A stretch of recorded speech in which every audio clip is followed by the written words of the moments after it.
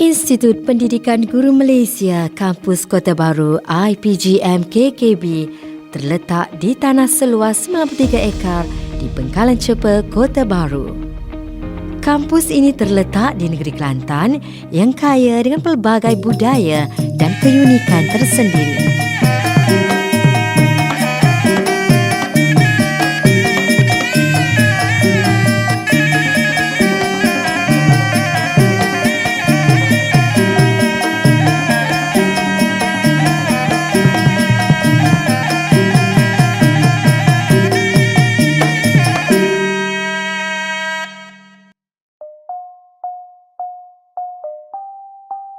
Pada mulanya, institusi ini dikenali sebagai Malay Teachers Training College MTTC bagi menggantikan Kirby Teachers Training College di Kirby, Liverpool dan Wolverhampton, England.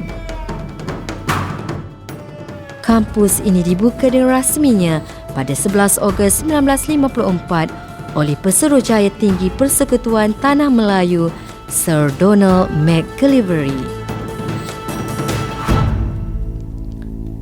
Pengambilan kumpulan pertama seramai 150 orang guru pelatih termasuk dari Brunei dan Singapura, manakala tenaga pengajarnya pula dari London.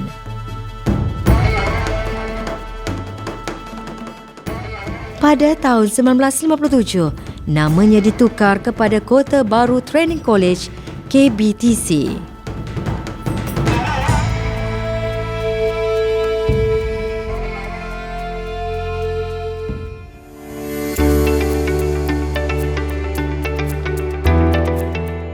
Kursus-kursus yang ditawarkan pada masa ini merangkumi program persediaan ijazah sarjana muda perguruan, program ijazah sarjana muda perguruan, program diploma pasca siswazah pendidikan dan program intervensi tambah option.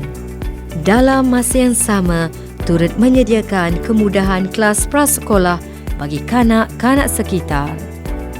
Tur organisasi sumber pendidikan yang meliputi kemudahan kurikulum dan ko-kurikulum yang disediakan di sini membantu ke arah pembentukan sahsiah dan kualiti bakal guru yang berjiwa pendidik dan berpersonaliti unggul yang turut memperkukuhkan kualiti pendidikan negara. Seiring dengan 5 teras utama transformasi IPG, IPGM KKB telah merangka pelbagai program dan strategi yang melibatkan para pensyarah, staf dan pelajar.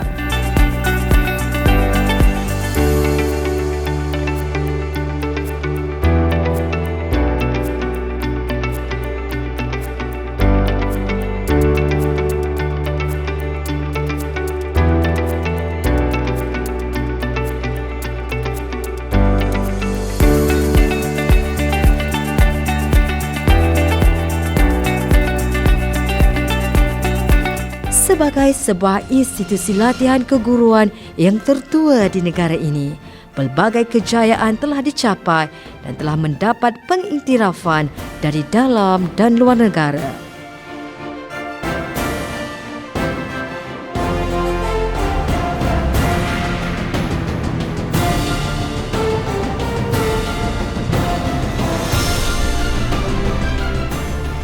IPGM KKB Gigih Iltizam Cemerlang, melangkah bersama.